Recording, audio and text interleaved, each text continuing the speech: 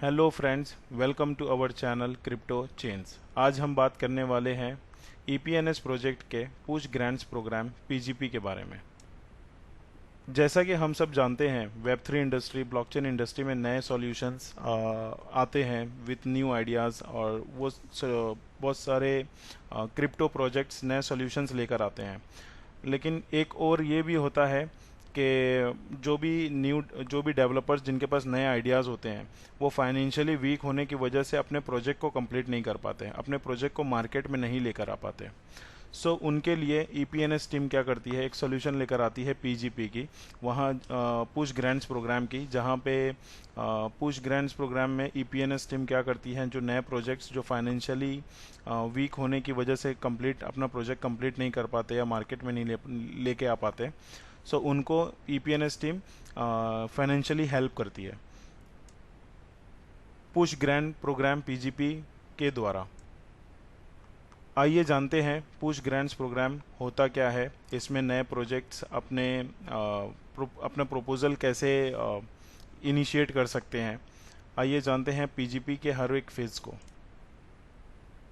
जैसा कि आप इस इमेज में देख सकते हैं, जहाँ पे मैंने ये बनाया है कि न्यू प्रोजेक्ट्स अपने प्रपोजल, अपने आइडियाज़ लेकर आते हैं ईपीएनएस टीम को, और इनके जो प्रोजेक्ट्स, इनके जो आइडियाज़ हैं, वो पीजीपी पुश ग्रांट प्रोग्राम के हर एक फेज़ से गुजरना होता है उनको। और अगर वो सक्सेसफुली इस पीजीपी के फेजेस से गुजर जाते हैं, तो ईपीएनएस टीम उन्हें ग्रांट्स प्रोवाइड करती है।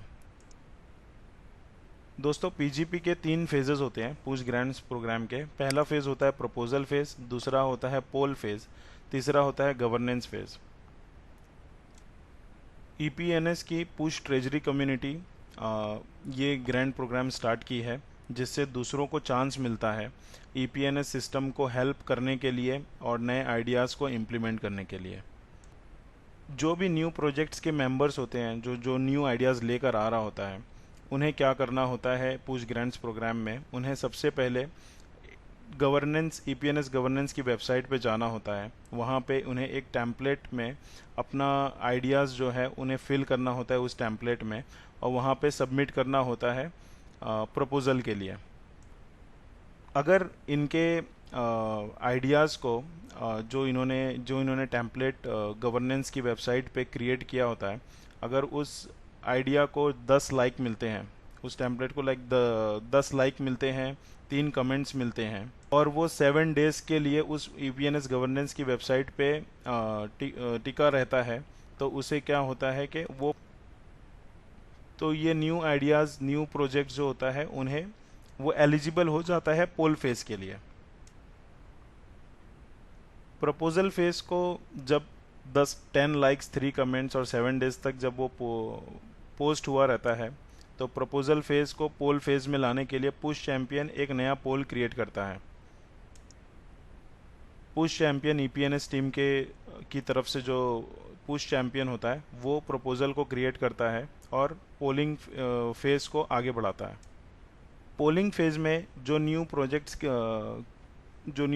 होता है, पोलिंग फेज में क्या होता है कि जो ईपीएनएस की टीम है, वो प्रोजेक्ट को परखती है, वो प्रोजेक्ट को एनालाइज करती है कि इस प्रोजेक्ट में कितना ये क्या पॉजिटिव पॉइंट्स है, क्या नेगेटिव पॉइंट्स हैं, और वो आपस में ईपीएनएस टीम आपस में डिस्कस करती है।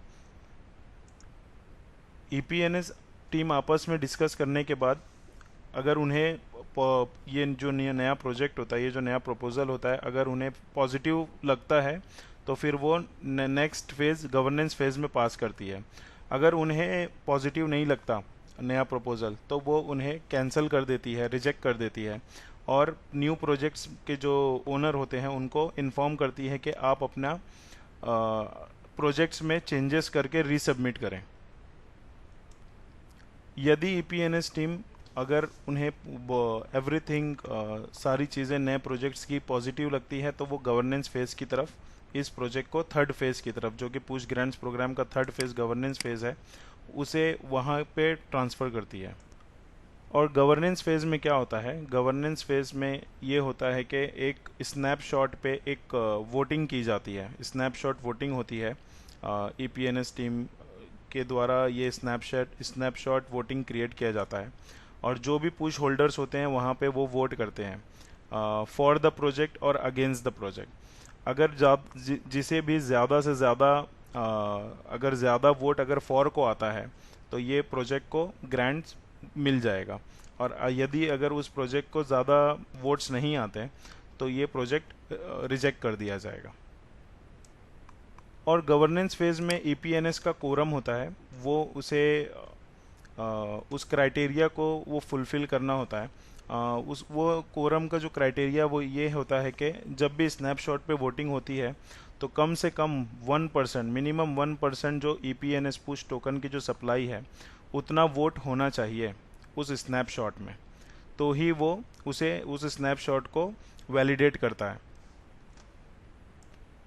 ये ईपीएनएस टीम द्वारा गाइड शीट है पुश ग्रांट्स प्रोग्राम के लिए। जैसा कि मैंने आपको समझाया कि जो भी नए प्रोजेक्ट्स होते हैं उनको साइन अप करना होता है governance.epns.io वेबसाइट पे, जहाँ पे उन्हें एक ग्रांट प्रपोजल ड्राफ्ट करना होता है टेम्पलेट फॉलो करके, फिर उन्हें सबमिट करना होता है गवर्नेंस फोरम पे, और फिर उन्हें वेट करना होता है फीडबैक क्वेरीज के लिए। फिर ये पीजीपी के प्रपोजल, जैसा कि मैंने आपको समझाया, प्रपोजल फेज़ है, पोल फेज़ है, गवर्नेंस फेज़ है।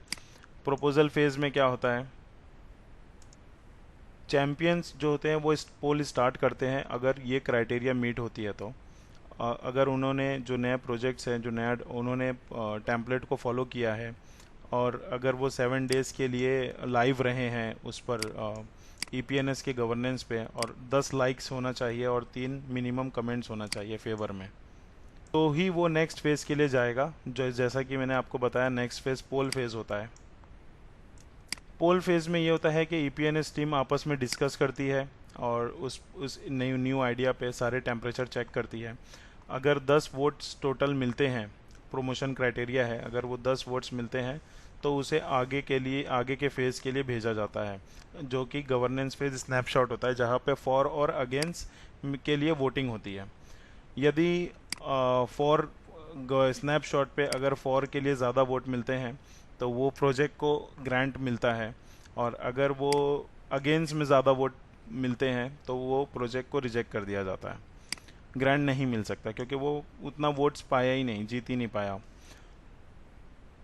फिर एक कोरम होता है ईपीएनएस का, जैसा कि मैंने आपको समझाया कि 1% ऑफ द सर्कुलेशन सप्लाई जो पुश वोटिंग होना चाहिए उस स्नैपशॉट में, ये क्राइटेरिया भी मीट होनी चाहिए एक पुश ग्रांट प्रोग्राम के लिए, एक नए प्रोजेक्ट को ग्रांट मिलने के लिए।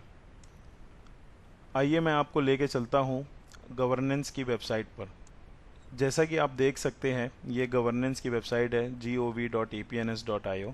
यहाँ पे आके जो भी नए प्रोजेक्ट्स होते हैं जिन्हें ग्रांट चाहिए होता है वो यहाँ पे आके साइन अप करें, फिर लॉगिन करें। यहाँ पे वो यहाँ इस मेनू में जाके यहाँ प्रपोज़ल है, यहाँ पे वो अपना प्रपोज़ल क्रिएट कर सकते हैं। तो प्रपोज़ल की डिटेल्स यहाँ दी हुई है, या स्टार्ट हियर मिस वॉल्टर के ने यहाँ पे पोस्ट किया है कि किस तरह से प्रपोज़ल सबमिट किया जा सकता है। Applications are discussed here, post are edited here throughout the process. Decision poll will be added to accepted post 10 likes 3 comments within 7 days of posting. और यहाँ पे टेम्पलेट देख सकते हैं आप, प्रपोज़ल का टेम्पलेट होता है जो कि न्यू प्रोजेक्ट्स होते हैं उन्हें ये टेम्पलेट फॉलो करना होता है, जहाँ पे उन्हें प्रोजेक्ट नेम, ईमेल और उनके बारे में ईमेल, ट्विटर अकाउंट, डिस्कॉर्ड, सारी चीज़ें उन्हें फिल करनी होती है। उनका प्रोजेक्ट किस टॉपिक पे है, किस कैटेगरी में है, वेब3 की कैटेगरीज जो होती हैं DeFi, NFT, DAO, tooling, marketing and etcetera.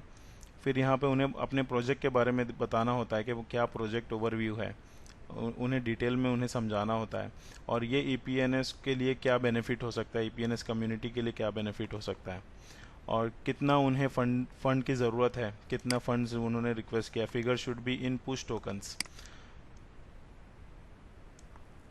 फिर जो नए प्रोजेक्ट्स होते हैं उसमें भी बहुत सारे माइलस्टोन्स होते हैं, बहुत सारे स्टेप्स होते हैं, तो उन्हें ये मेंशन करना होता है कितने वक्त में क्या टाइमलाइन उन्हें सेट करनी होती है कि वो कब कौन कौन सा स्टेप कंप्लीट कर सकेंगे।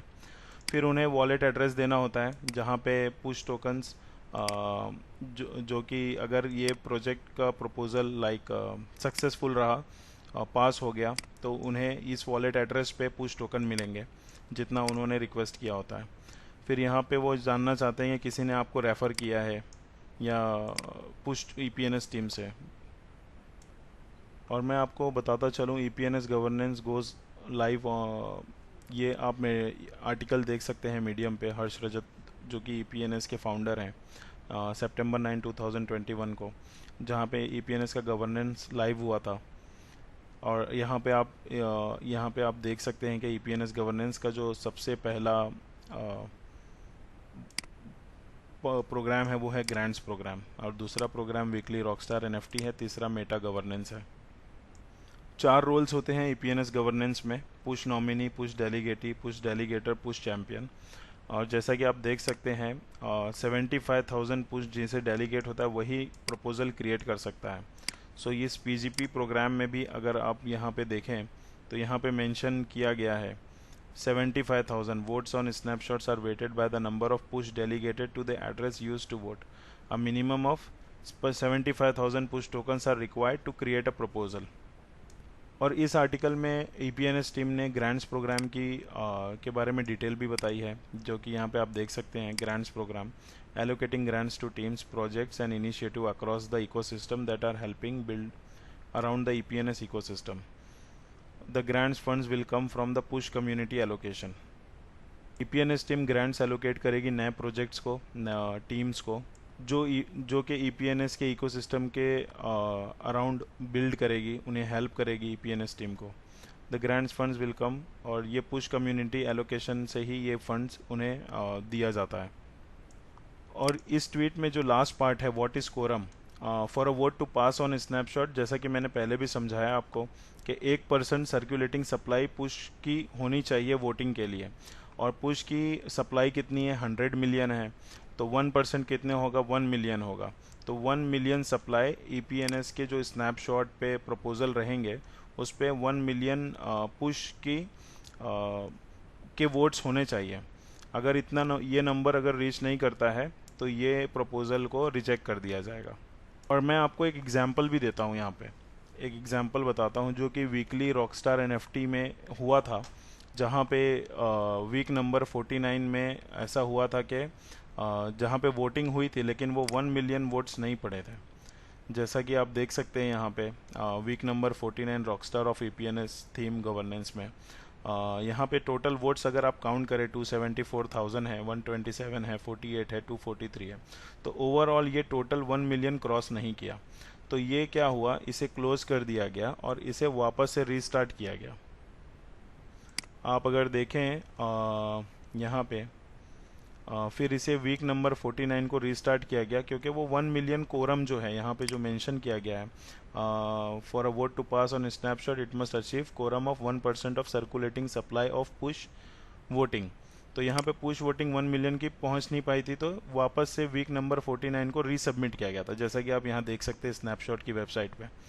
Week number 49 rockstar of EPNS nomination theme governance resubmission, जो कि ऑलरेडी एक बार वोटिंग हो चुकी है लेकिन उसे 1 मिलियन वोट्स नहीं मिले थे। अब जैसा कि आप यहाँ देख सकते हैं 1.5 मिलियन सागर शेखर को मिला है, तो ये 1 मिलियन के ऑलरेडी क्रॉस कर दिया है। तो ये यहाँ पे कोरम की जो क्राइटेरिया है वो इसे मीट करता है, तो ही ये यहाँ पे सक्सेसफुल होगा।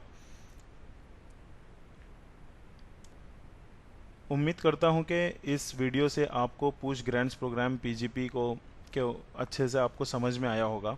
अगर आपका कोई भी क्वेश्चंस है तो प्लीज़ कमेंट करिए, हमें बताइए कि आपके क्वेश्चंस क्या है। हम कोशिश करेंगे जल्द से जल्द आपको आपके सवाल के जवाब देने के लिए। और प्लीज़ लाइक करें, सब्सक्राइब करें, शेयर करें दोस्तों में, और कमेंट्स करिए कि आपको ये वीडियो कैसे लगा, और आपको अगर कुछ नए वीडियोस चाहिए किसी स्पेसिफिक टॉपिक्स पे तो हमें बताएं प्लीज़। Thank you all.